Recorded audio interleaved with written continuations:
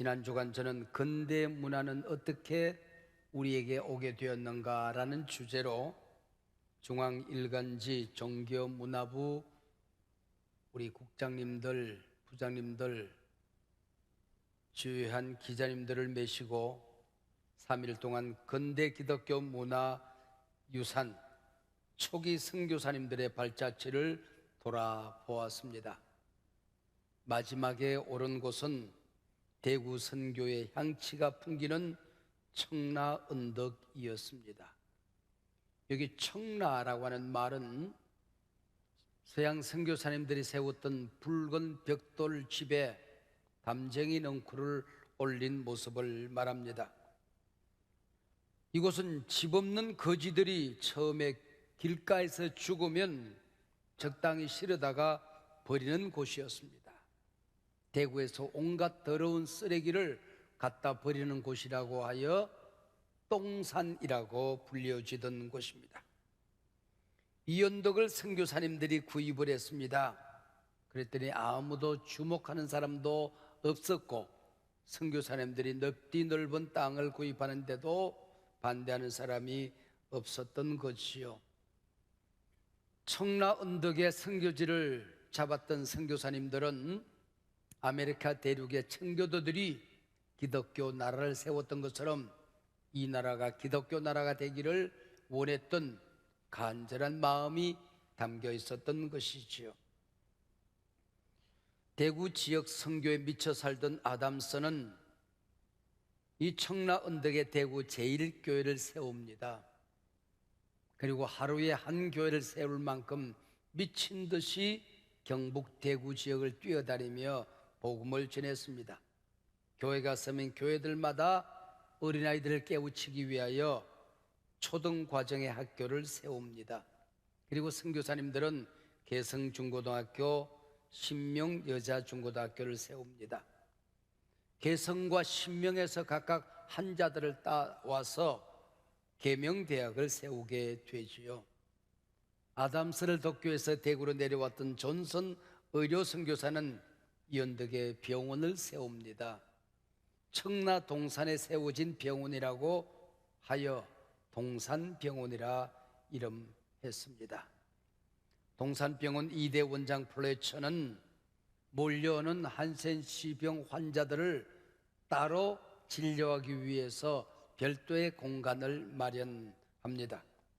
영국 나병 구제회의 도움으로 청라 언덕 옆에 4만 평의 대지를 구입하고 그들을 돌보고 그들을 진료하기 시작했으니 이름하여 애락원입니다.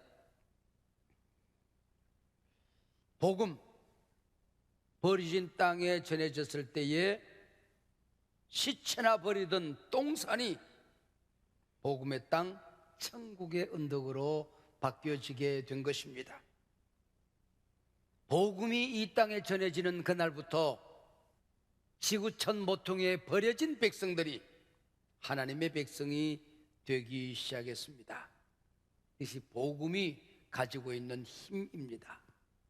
복음이 살아있을 때에 지금도 이런 역사는 우리 곁에서 일어나게 되는 것입니다. 오늘 여러분의 위기가 무엇입니까? 한국교회의 위기는 무엇입니까? 우리 민족이 당하고 있는 어두운 그림자는 무엇입니까? 어떻게 나라를 구하고 한국교회를 되살리고 여러분의 가정에 하나님의 복이 임하게 할 수 있을까요? 살아계신 하나님의 말씀, 복음의 능력이 떨어지면 이 모든 일들이 가능하게 될 줄로 믿습니다. 한국 초기 선교사님들이 모두 그러했지만은 특별히 호남 지역을 선교 교구로 맡은 선교사님들은 오늘 복음을 전하고 내일 죽을 사람들만 같았습니다. 복음 전도는 물론 사회적인 약자들을 돌보는 일에 미쳐 있었습니다. 이 사람들이 호남 땅을 밟자마자 청일 전쟁을 마치고 돌아가던 일본 군인들에 의해서 전염된 콜레라가 기승을 부리고 있었습니다. 당시 콜레라에 감염되어지면 8, 90%의 사람들이 죽어갔습니다. 일제강점기 약 하나를 먹을 수가 없었던 우리 백성들, 치료책이라고는 부적을 갖다 붙이는 길밖에 없었습니다. 그래서 선교사님들은 자기가 감염되어지고 죽는 것을 아랑곳하지 아니하고 방역과 그들을 깨우치는 일, 손을 닦고 어떻게 격리해서 자신의 감염된 콜레라를 이길까를 가르치는 일에 불철주야 뛰는 길밖에 없었습니다. 이런 몸부림이 전주의 예수병원, 광주엔 기독병원을 세우고 질병과의 전쟁을 시작하게 되는 것입니다. 그리고 이분들의 눈을 띄워야 되겠다.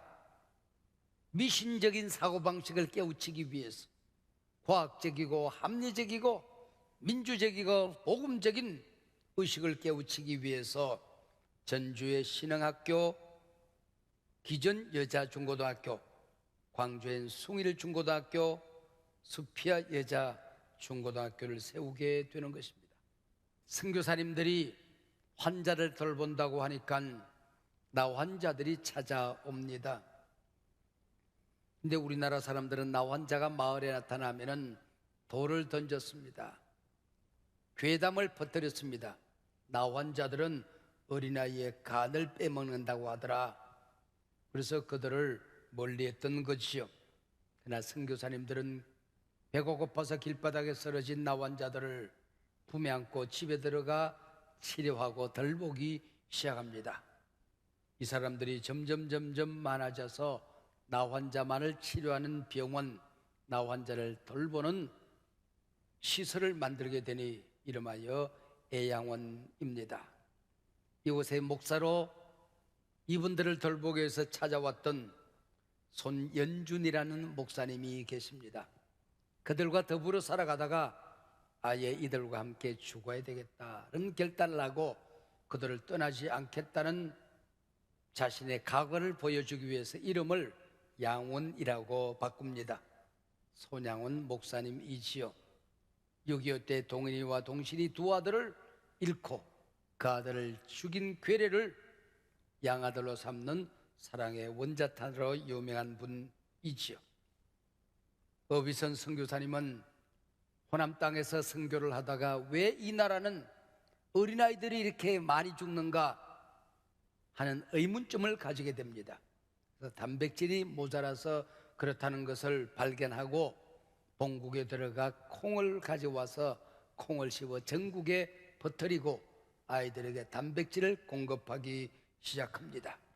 그리고 그의 노력으로 정부는 백정도 사람이다라는 선언을 하게 되는 것입니다.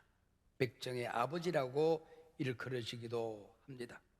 오늘 복음을 전하고 내일 죽을 것처럼 미쳐서 뛰던 사람 가운데에 정킨 선교사라는 분이 계십니다. 전북 지역을 뛰어다니며 복음을 주로 전했던 분인데 유창한 우리말로 설교를 하는 분입니다. 이 마을 저 마을 이 도시 저 도시 뛰어다니다 집에 들어갔더니 아이가 이미 죽어 묻혀 있습니다. 그 아이의 잔디가 마르기 전에 다시 뛰어나갑니다. 그렇게 하여 3남매가 모두 죽습니다. 이번에 정킨 선교사 묘지를 방문하고 그 비석을 붙들고 내려다보니 손바닥만한 세 남매의 이름이 묻혀 있습니다. 나라는 국권을 잃어버렸습니다. 모든 것을 잃어버리고 백성들을 돌볼 힘도 없었고 백성들을 버릴 수밖에 없었습니다.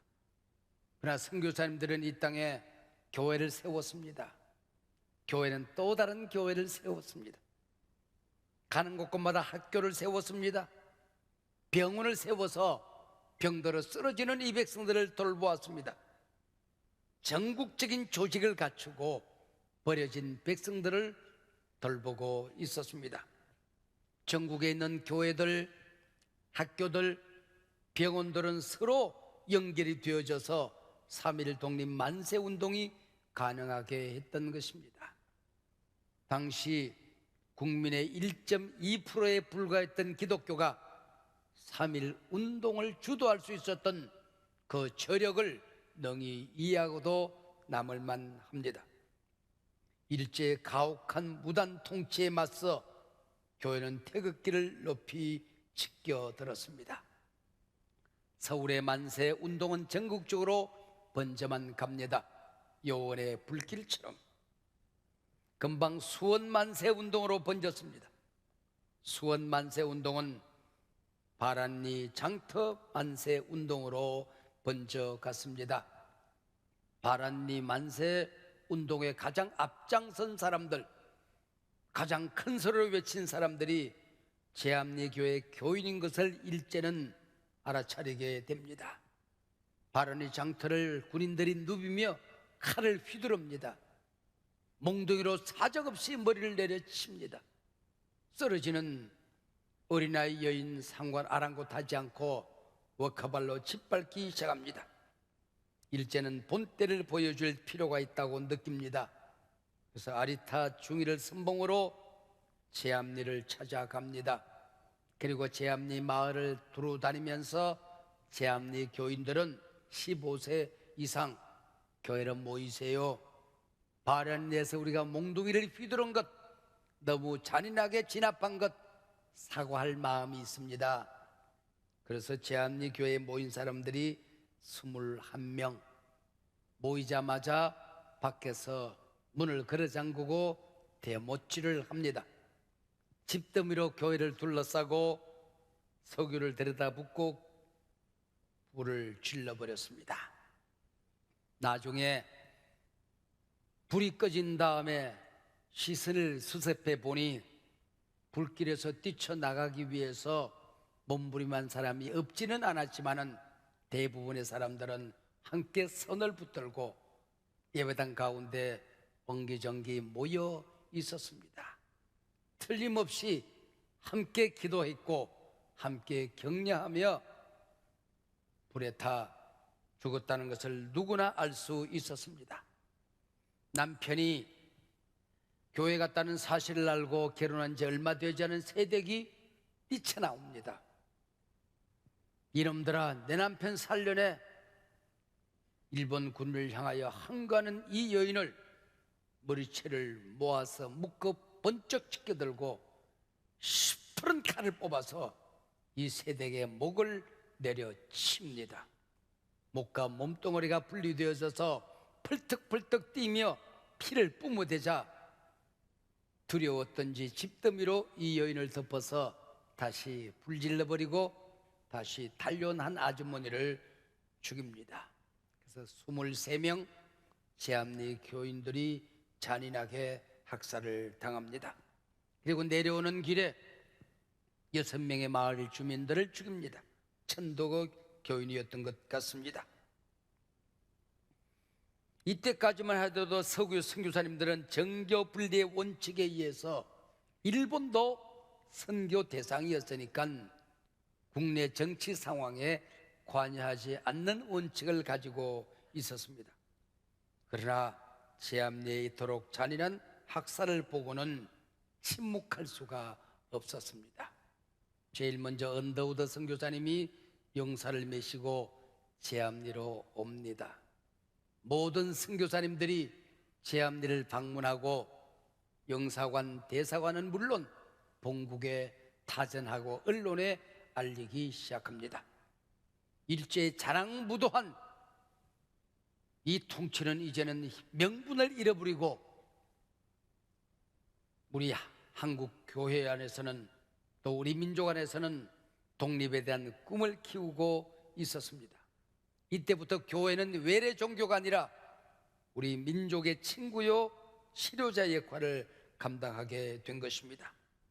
제암리 교인들 23명 잔인하게 학살되었지만은 하늘의 밀이 땅에 떨어져서 썩음으로 열매를 맺었어.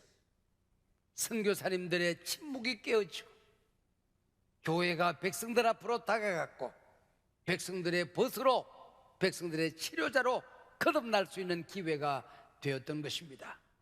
이것이 광복을 가져다 주었고 임시정부, 대한민국 정부의 기독교가 가장 중요한 역할을 할 수 있는 계기가 되었던 것이죠. 가장 어둡고 암울했던 그때 저음이 수호조약이라고 하는 국가 간의 이익이 우선되었던 조약이지만은 하나님께서는 이 조약을 꿰뚫고 알렌 선교사님이 이 나라에 찾아옵니다. 알렌에 의하여 서양 선교사님들이 올 수 있는 길이 만들어지고 분위기가 만들어진 그 틈바구니에 언더우드 선교사, 아펜젤레 선교사가 입국을 합니다. 모든 희망의 불이 꺼진 그때에 선교사님들이 찾아오므로 빛이 밝혀지고 희망 없이 절망하던 이 백성들에게 희망의 길이 만들어지고 미래를 꿈꿀 수 없는 이 백성들은 다시 한번 미래를 꿈꾸는 새로운 백성으로 일어서게 되는 것입니다.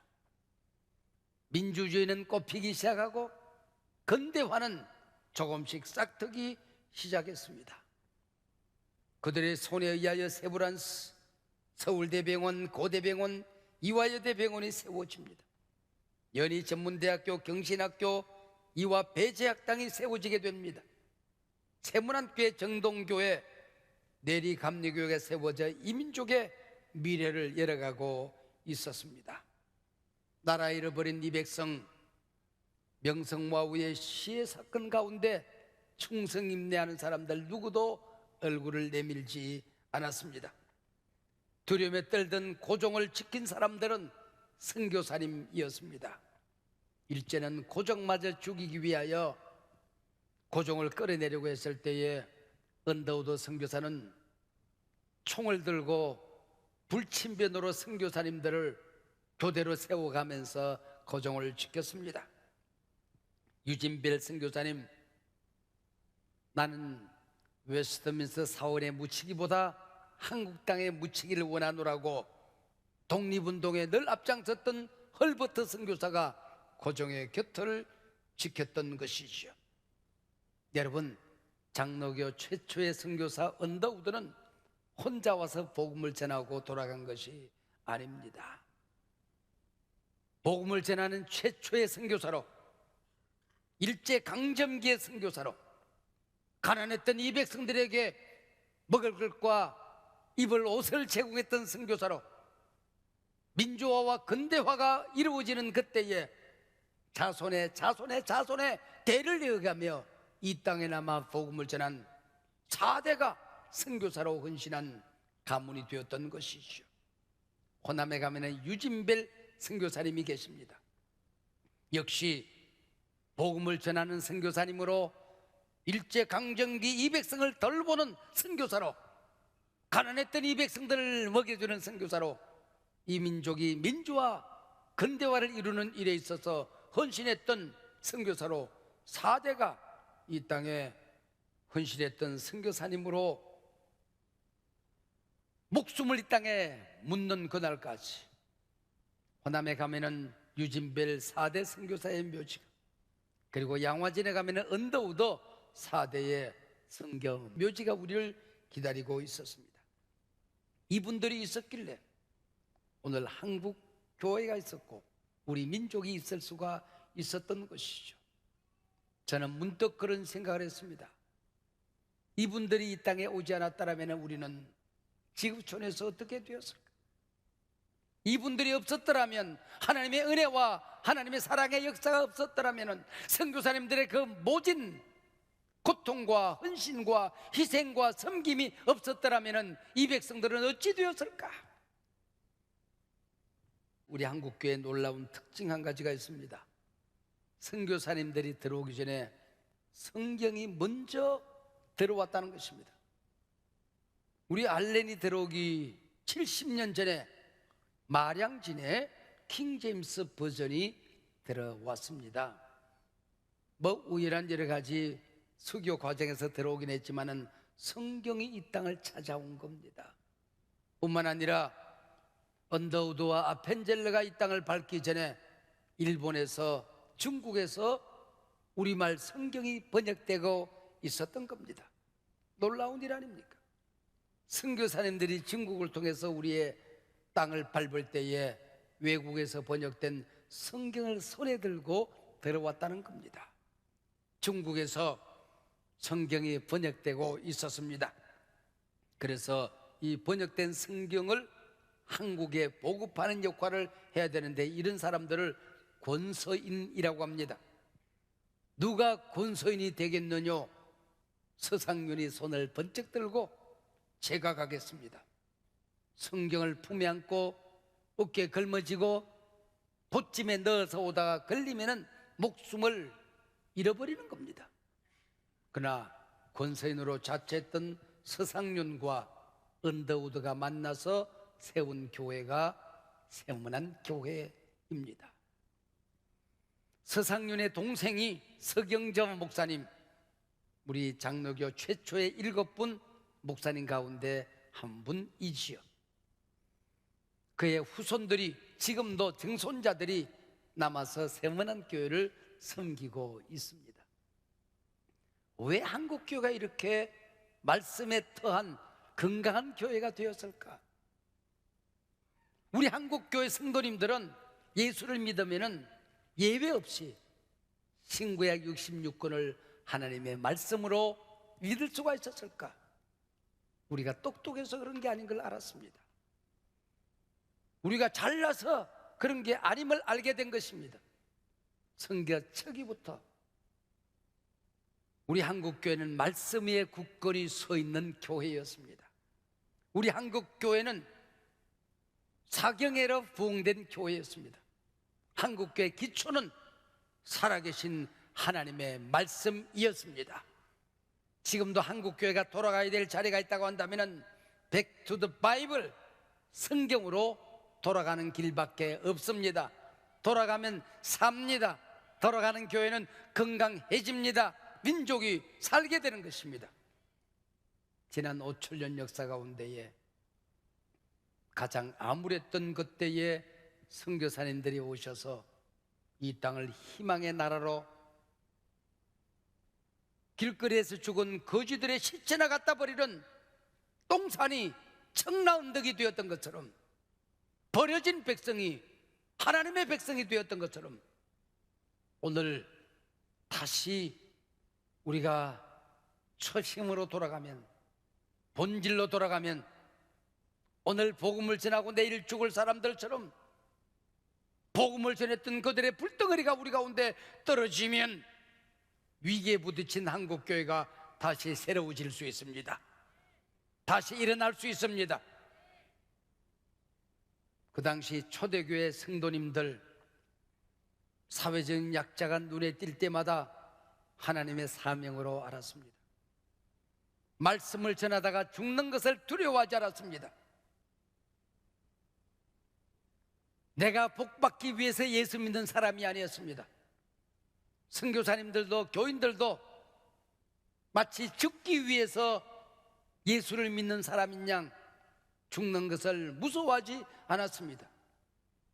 이것이 기독교입니다. 이것이 예수 믿는 것입니다. 이것이 목회를 하는 이유입니다. 우리 오늘 초대교회 못지않은 위기에 부딪힌 한국교회, 다시 새로워지는 길이 여기에 있습니다. 십자군 정신이 아니라 십자가 밑으로 내려가는 것입니다. 사회의 요구는 간단하지 않습니까? 한국교회야 약자들 편에 서라, 정의 편에 서라, 진리 편에 서라, 제발 빛이 되어다오, 제발 우리 이 위기시대에 희망이 되어다오. 한국교회 갈 길은 이 길뿐이고 이 길로 가면 다시 살아나게 되는 것입니다. 우리 민족 가운데 근대 문화는 어떻게 오게 되었는가? 그들의 피를 타고 십자가 물줄기를 타고 이 땅에 왔습니다. 우리 한국교회는 어떻게 다시 새로워질 수 있는가? 우리의 눈물과 헌신과 희생과 복음의 진실함과 살아있는 복음의 능력 위에, 말씀 위에 다시 한국교회는 세워질 수가 있을 줄로 믿습니다. 버려진 땅이 청나은 덕이 될 수가 있는 게고, 버려진 백성은 하나님의 백성이 될 수 있는 거고, 위기는 희망의 기회로, 미래가 찬란히 새 길로 더 큰 길을 만드는 역사로 이어지게 될 줄로 믿습니다.